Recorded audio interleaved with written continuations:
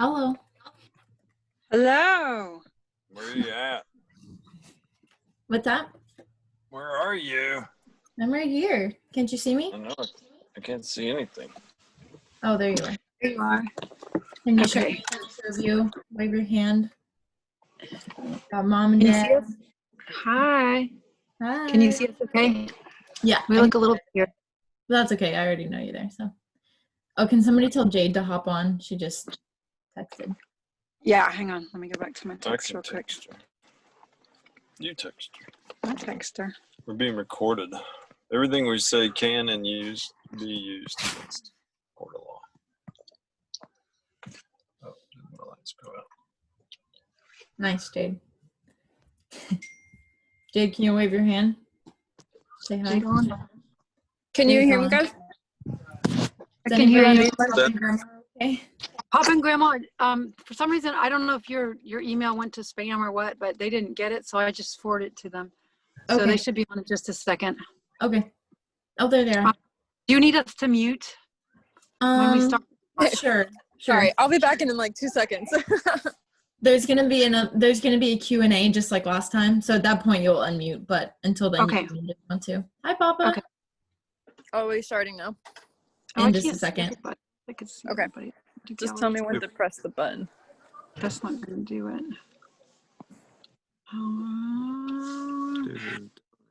Let's see what this is. I don't know. Minimize meeting, raise hand, disconnect audio. Oh,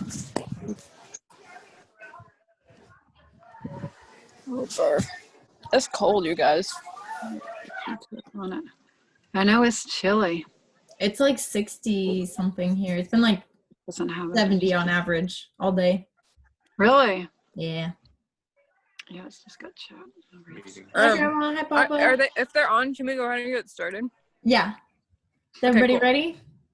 We're trying to I'm ready. figure I'm muting. I don't think Grandma and Papa can hear me.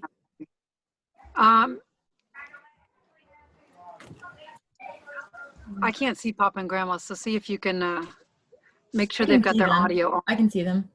There they are. Do they have audio? I don't think so. Okay. On my thing, it gives me an option to mute them, so they should. They shouldn't be muted. Are they waving at you or anything? Because I can't see them.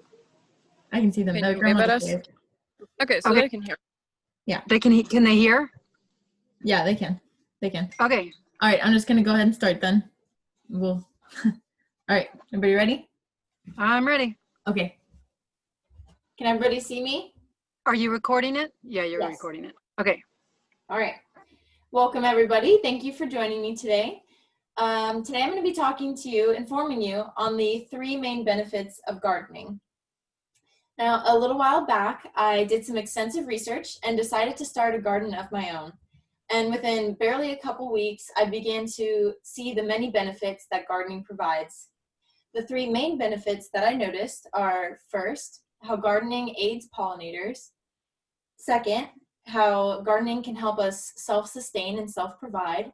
And third, how gardening can improve mental health.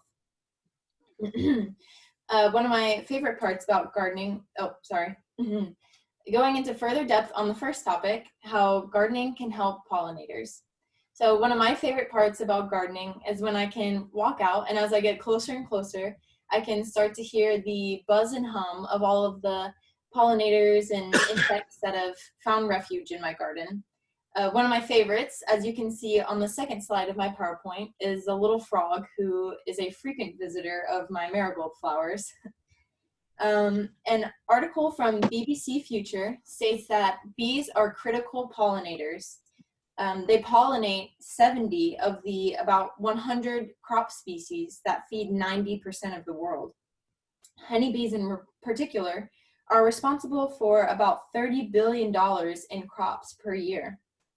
Now, talking about pollinators in general, an article from New York Times website states that plants depend on pollinators for about 35% of global crop production volume, which equates to a value of about $577 billion per year. Now, it may not seem like much to start growing a simple at-home personal garden, but it can still help to provide safety and food for pollinators, who can then turn around and provide more food security for the entire world. Albert Einstein is often credited with saying that if bees were to disappear off the face of the earth, mankind would have about 4 years left to live. Now, this quote brings me, I'm sorry. Sorry, I had a timer, sorry. This brings me to my next topic, gardening for self-sufficiency. While the expenses vary from person to person, there's no doubt that when done properly, gardening can save you quite a bit of money on what you would normally spend on groceries. In an article from simplefamilyfinance.com, it states that no matter what you decide to do, gardening does not have to be difficult or expensive. All it takes is a few simple tools, a little manual labor, and plenty of water and patience. Now, it's not going to solve all of your financial woes, but there's more to it than that. It's nice to know where your food is coming from, exactly. Another article from Iowa State University states that with proper planning, there are many ways to make efficient use of gardening space. The more efficiently you use garden space and resources, the larger the potential savings you will have. I personally enjoy not having to spend an arm and a leg for fresh basil every time I want to use it for something. Now, with financial health, hand in hand comes mental health, which brings me to my third and final topic. In an article from NCBI, the NCBI website, it states that there's increasing evidence that exposure to plants, green space, and gardens in particular, people can improve their mental health and their physical health. Healthcare professionals should encourage their patients to experience more nature and spend more time working in gardens.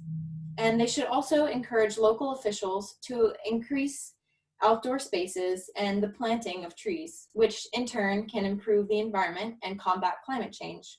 In a Japanese study, it was shown that viewing plants altered EEG recordings, lowered stress, anger, fear, and sadness, and it also lowered blood pressure, pulse rate, and muscle tension.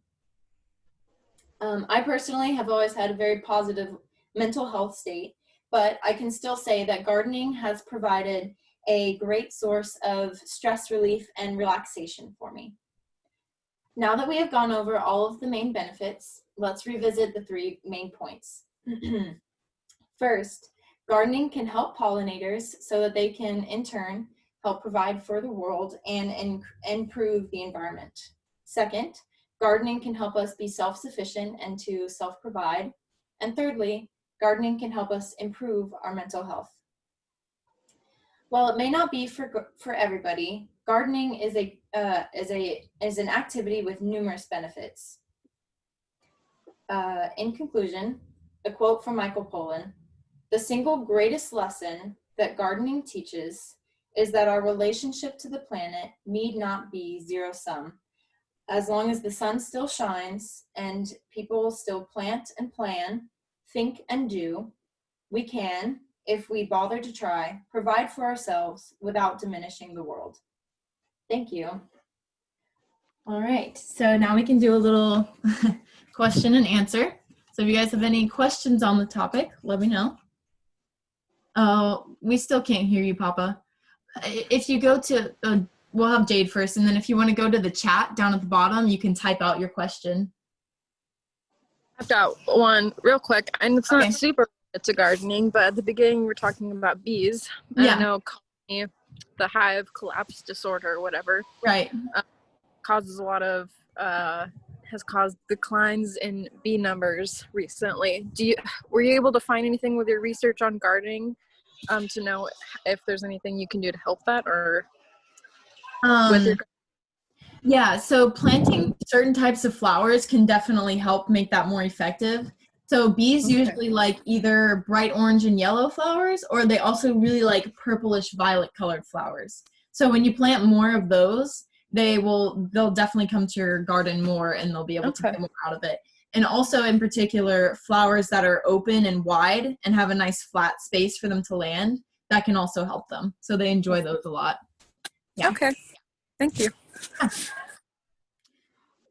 What types of insects have you seen at your garden, or other pollinators? What kind of variety has come Yeah. to your garden? So I've seen that frog a lot, and he moves from flower to flower. So I'm assuming that he's definitely helping somehow.